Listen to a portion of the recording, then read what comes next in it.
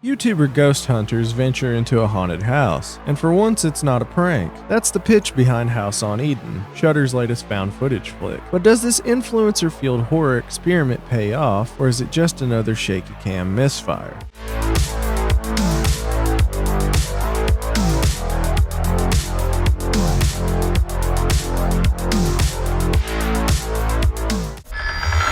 I'm not cool with this anymore.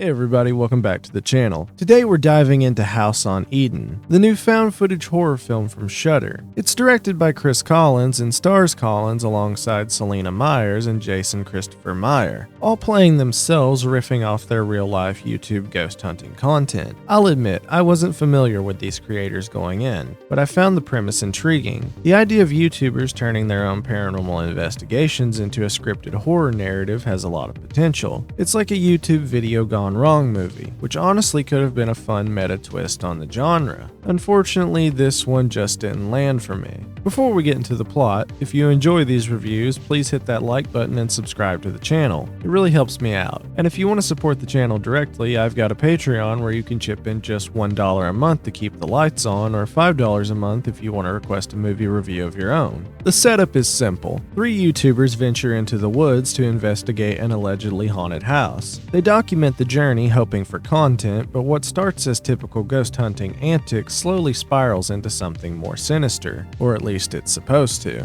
This is a found footage movie through and through. Handheld cameras, vlog style setups, moments that feel improvised, and while that style can be immersive, here it often feels like a lot of wandering with not much payoff. Let's start with the positives, because there are a few. First off, Kris Collins and Celina Myers have solid comedic chemistry. The way they riff off each other in the first half feels natural, and it gives the movie a casual YouTube-like energy that actually worked for a bit. They're not delivering laugh-out-loud material, but the banter is snappy and gets a few genuine chuckles, especially if you enjoy that kind of creator-driven humor. There's a looseness to their dialogue that makes it feel improvised in a good way. It helps make the early parts of the film feel authentic, like this really could have been a vlog gone wrong. I also want to give credit to their performances overall. Playing a fictionalized version of yourself is tricky. It can either come off as stiff or overly self-aware, but they hit a sweet spot. There's one scene in particular, a pretty intense argument between Kris and Celina, that really stood out. It didn't feel forced or melodramatic, it felt like a real fight between friends who are stressed, scared, and maybe not totally on the same page. That level of grounded emotion was unexpected and welcome. But now let's talk about where this movie loses its footing, because unfortunately there's a lot that doesn't work.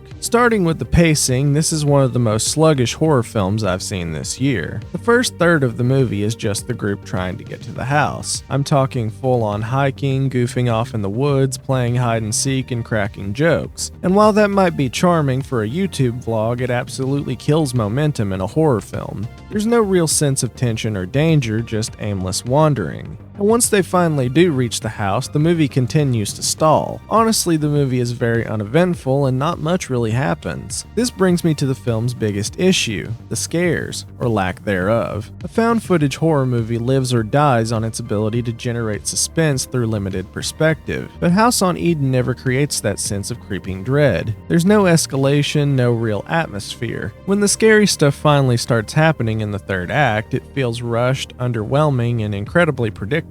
I could see almost every scare coming from a mile away. It doesn't help that the cinematography rarely leans into the unsettling possibilities of found footage. Most of the scares are loud noises or sudden movements, stuff we've all seen 100 times and done better elsewhere. And then there's the lore, or what little we get of it. It's almost like the movie assumes you're already familiar with some kind of backstory. But as a newcomer, I was totally left in the dark. We get vague mentions of things, but nothing substantial or intriguing enough enough to draw you in. It's all very surface level, and by the time the film wraps up, it feels like nothing has been explored, let alone resolved. That lack of payoff makes the slow pacing feel even more frustrating in hindsight. I really wanted to root for this one. I love found footage when it's done well, and I think there's a lot of untapped potential in creators using their online personas as the foundation for horror stories. The idea behind House on Eden is clever, but the execution just isn't there. With tighter editing, a more effective build-up, and a stronger grasp on tension, this could have been a standout low-budget horror film, but instead it ends up feeling like a YouTube vlog that forgot to become a movie. I'm giving House on Eden a 1.5 out of 5. Aside from some natural performances and a few laughs in the first half, there's just not much here to recommend. It's slow, it's lacking in scares, and the story really never clicks. Thanks for watching.